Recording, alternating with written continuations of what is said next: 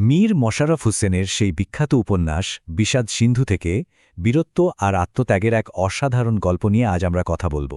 চলুন তাহলে এই মহাকাব্যিক কাহিনীর গভীরে ঢোকা যাক। তো গল্পের শুরুটা হচ্ছে কারবালা প্রান্তরে, ফোরাত নদীর তীরে বিশাল এই ময়দান। এখানেই কিন্তু ইতিহাসের অন্যতম মর্মান্তিক আর বীরত্বপূর্ণ ঘটনাটা ঘটতে চলেছে। এই জায়গাটা যেন এক নীরব সাক্ষী হয়ে আছে সবকিছুর। গল্পের দুই প্রধান চরিত্র, কিন্তু তাদের মধ্যে পার্থক্যটা দেখুন, আকাশ আর পাতালের মতো। একদিকে ইমাম হোসেন, যিনি নিজের নীতি আর আদর্শের জন্য জীবন দিতেও প্রস্তুত, একেবারে যুদ্ধের ময়দানে দাঁড়িয়ে। আর ঠিক তার উল্টো দিকে আছে এজিদ, যে কিনা ক্ষমতার লোভে এই যুদ্ধটা বাঁধিয়েছে, কিন্তু নিজের লড়াইয়ের ময়দান থেকে অনেক দূরে বসে ষড়যন্ত্র করে চলেছে।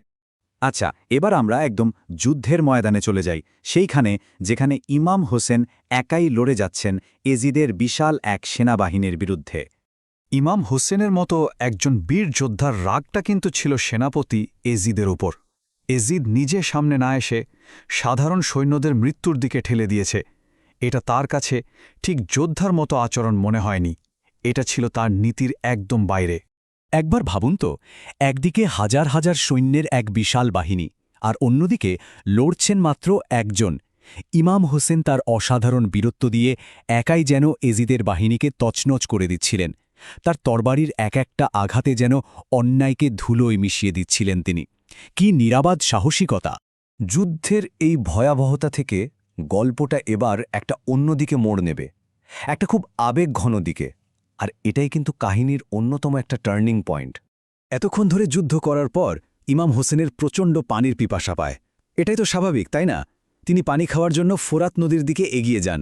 কিন্তু কে জানত এই সাধারণ একটা ঘটনাই সবকিছু বদলে দেবে। এই মুহূর্তটা ভাবলেই কেমন যেন লাগে। তিনি যেই না পানি পান করতে যাবেন, ঠিক তখনই তার মনে পড়ে গেল তার পরিবারের কথা, তার ভাই হাসান, ভাতিজা কাসেম, তাদের কথা, যারা এক ফোঁটা পানি না পেয়েই মারা গিয়েছিলেন। তিনি হাতে পানি তুলে নিলেন ঠিকই, কিন্তু এক ফোঁটাও পান করলেন না। নিজের পিপাসার থেকে তার কাছে পরিবার আর প্রিয়জনদের জন্য ভালোবাসাটাই বড় হয়ে উঠল।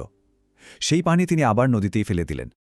আর ঠিক এই সময়ে যখন তিনি তার প্রিয়জনদের শোকে একেবারে ডুবে আছেন, তখনই শত্রুপক্ষ কাপুরুষের মতো লুকিয়ে থেকে তার ওপর হামলা করে। তারা তার এই আবেগঘন দুর্বল মুহূর্তটারই সুযোগ নিল।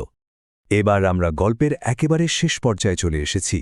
এখানে ইমাম হোসেনের শাহাদাত বরণ এবং তার শেষ মুহূর্তের সেই অবিশ্বাস্য মহত্বের কথা রয়েছে। সীমারের ছোড়া একটা বিষাক্ত তীর এসে সোজা ইমাম হোসেনের শরীরে লাগে।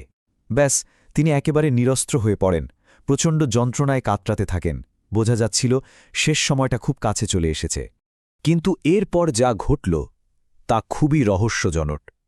ইমাম হোসেন তখন পুরোপুরি অসহায়, অথচ সীমা বারবার চেষ্টা করেও তার গলায় ছুরি চালাতে পারছিল না। মনে হচ্ছিল কোনো এক অদৃশ্য শক্তি যেন তার ছুরিটাকে আটকে দিচ্ছে। এর পেছনের কারণটা ছিল ভালোবাসায় ভরা এক স্মৃতি।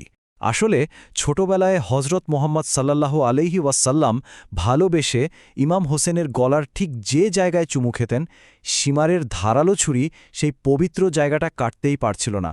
ভাবা যায়, অতীতের ভালোবাসা যেন বর্তমানের এই হিংস্রতাকে থামিয়ে দিচ্ছিল। এরপর ইমাম হোসেন তার হত্যাকারীকে যা বললেন তা শায়দ ইতিহাসে আর কেউ বলেনি। তিনি সীমারকে বললেন, তাকে ছাড়া তিনি একা স্বর্গে যাবেন না।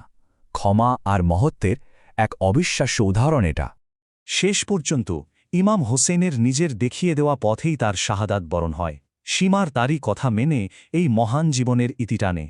ইমাম হোসেনের এই আত্মত্যাগ কিন্তু শুধু একটা যুদ্ধের শেষ ছিল না, বরং এটা ছিল এক অমর গল্পের শুরু। চলুন দেখি এই ঘটনা আমাদের কি বার্তা দেয়। তো এই পুরো কাহিনী থেকে আমরা কি পাই? আমরা দেখি অসম্ভব সাহসিকতা, পরিবারের জন্য গভীর ভালোবাসা, যুদ্ধের ময়দানেও নিজের নীতিতে অটল থাকা, আর সবকিছুর ঊর্ধ্বে আত্মত্যাগের এক চূড়ান্ত উদাহরণ। শেষ করার আগে একটা প্রশ্ন রেখে যাই। আচ্ছা, ইমাম হোসেনের এই গল্পটা কেন আজও আমাদের এত নাড়া দেয়? কিভাবে একটা মানুষের আত্মত্যাগ একটা সাধারণ ঘটনাকে প্রজন্মের পর প্রজন্ম ধরে অমর করে রাখতে পারে? এই উত্তরটা হয়তো আমাদের সবার নিজের ভেতরেই খুঁজতে হবে।